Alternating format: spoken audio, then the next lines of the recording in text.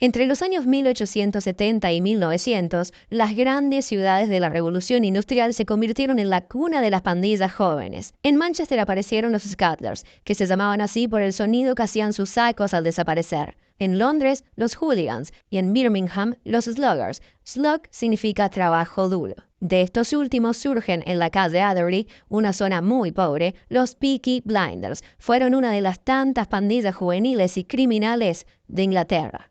Se originó en los barrios más pobres de la ciudad y controlaron los barrios de Botherley y Small Heath, todo esto en el siglo XIX. Esa es quizás la primera diferencia con la serie. La historia real se sitúa aproximadamente en el 1890, mientras que en la serie en el 1920. Tenían un atuendo bastante elegante y característico que se refleja casi perfectamente en la serie. Chaquetas, abrigos, chalecos con botones, pañuelos, botas de cuero y, por supuesto, boinas. Esta vestimenta elegante era lo que diferenciaba a los Peaky Blinders de cualquier otra pandilla. Los hombres eran bastante violentos hacia sus novias, llegando hasta patearlas en la calle. La violencia era una de las principales características de la pandilla. En un principio se decía que el nombre Peaky Blinders venía de la práctica que esta pandilla tenía de coser hojas de afeitar en el borde de sus boinas para atacar a la gente.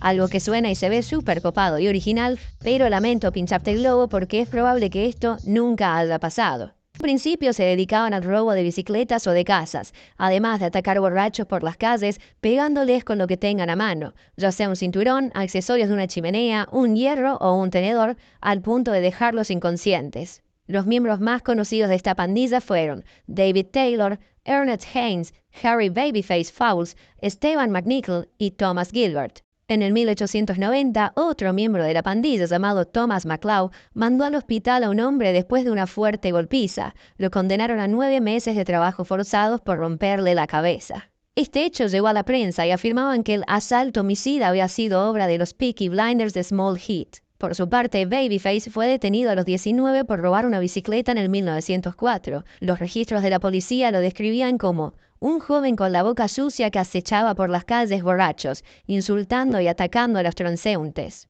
David Taylor fue arrestado a los 13 por tener un arma de fuego cargada. Los Peaky Blinders comenzaban a aparecer bastante seguido en los titulares de los diarios del momento, ya que generaban disturbios en las calles que cada vez eran más fuertes y sangrientos.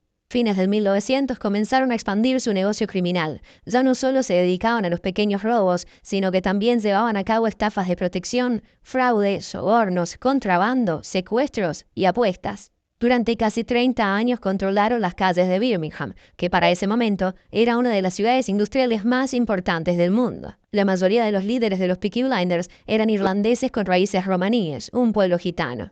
Pero la cada vez mayor influencia de los Peaky Blinders terminó trayendo la atención de una pandilla bastante más grande, los Birmingham Boys, liderada por Billy Kimber, quien sí aparece en la serie. Si bien su aparición en la temporada 1 es bastante fugaz, en la vida real Kimber era muy carismático e inteligente. Los Blinders comenzaron a expandirse en los hipódromos y esto provocó violentísimos enfrentamientos con la pandilla rival.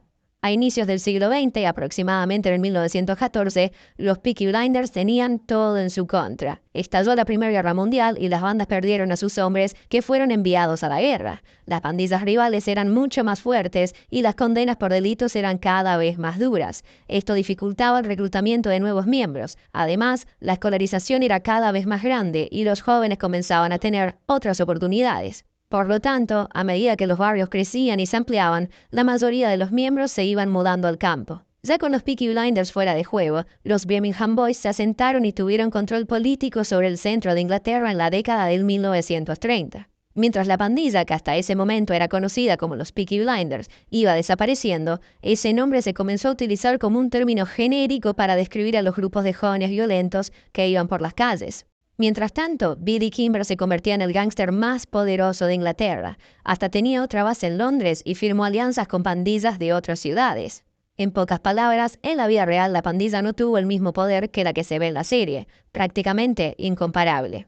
Pero sí, Billy Kimber. Steven Knight, el creador de la serie, se inspiró en su historia familiar, ya que los tíos de su padre eran corredores de apuestas y herederos de los Peaky Blinders.